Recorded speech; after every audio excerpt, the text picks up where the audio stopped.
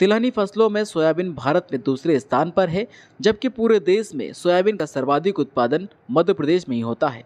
यहाँ खरीफ सीजन में किसान सोयाबीन की खेती करते हैं। वहीं खरगोन जिले की अगर हम बात करें तो लगभग 80,000 हेक्टेयर में किसान सोयाबीन की खेती करते हैं। इसके अलावा राजस्थान, महाराष्ट्र, कर्नाटक, तेलंगाना में भी बड़े स्तर पर सोयाबीन की खेती किसान करते हैं।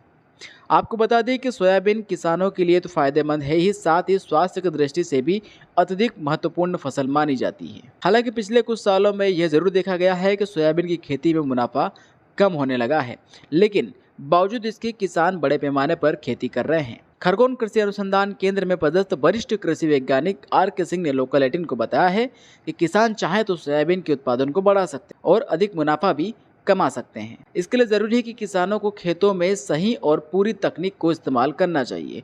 किसान अधूरी तकनीक को इस्तेमाल करते हैं, नतीजा उत्पादन घटता है।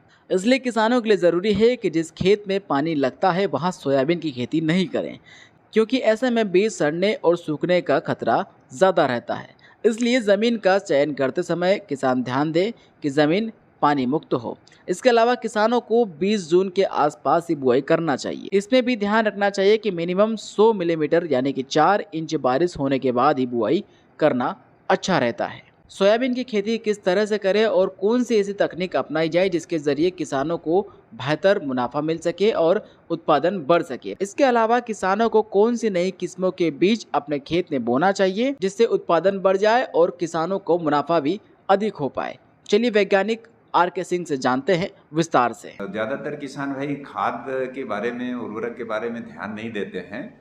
तो उनके लिए मैं ये कहना चाहूँगा कि किसान भाई के पास अगर गोबर की खाद उपलब्ध है तो 100 क्विंटल प्रति हेक्टेयर गोबर की खाद जो है कि वो खेत में डाल दें अंतिम बखरनी के टाइम पे।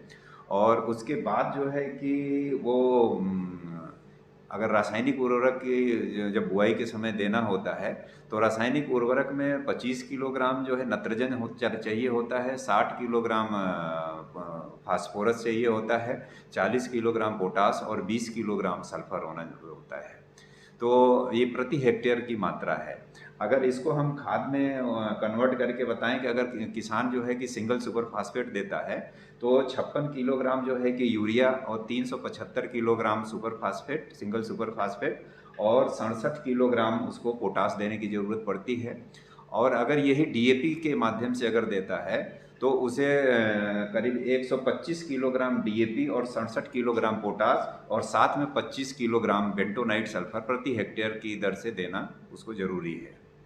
और वैरायटी की अगर बात करें हम तो वैरायटी में 3 तरह की मुख्य रूप से चीज़ें होती हैं, जैसे एक शीघ्र पकने वाली होती है और एक मध्यम से पकने वाली होती है और एक देर से पकने वाली होती है।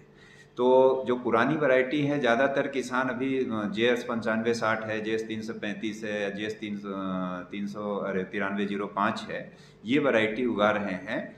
अभी कुछ नई वैरायटी भी आ गई हैं, जैसे जल्दी पकने वाली में JS 2034 है, JS 9560 है, RBS 18 है, NRC 131 है, NRC 152 है। ये जो है जल्दी पकने वाली हैं जो कि 85 से 90 दिनों के अंतराल में, 92 दिनों के अंतराल में पक जाती हैं। और अगर मध्यम की बात करें तो RBS 2001-4 है, JS 2069 है, JS 2094 है, NRC 150 है, NRC 151 है। ये वैरायटी जो है मध्यम वाली हैं जो कि 95-96 दिन में पक जाती हैं। इसके अलावा अगर देर से पकने वाले किसान अगर चयन करना चाहता है तो उसके लिए जो है कि NRC 136 है, RBSM 2011-35 है और RBS 76 है, NRC 142 है। तो ये सारी वैरायटी जो है कि वो चयन कर सकता है। JS 20-116 है, ये 100 से 110 दिन, 105 दिन के आसपास की वैरायटी हैं। तो इन वैरायटी का चयन कर सकता है। एक चीज़ किसान को जरूर ध्यान है, क्योंकि बारिश की फसल है, मौसम कभी भी जो है कि बारिश जब ज़्यादा हो जाती है तो बुआई के समय ध्यान देना चाहिए कि बोने की जो पद्धति है उसमें किसान बोने के 2 तरीके हैं। एक तो ब्रॉड बेड फरो BBF बोलते हैं, जो सी चौड़े बेड बना लेते हैं, उस चौड़े बेड पे बना करके उस सोयाबीन की बुआई करें।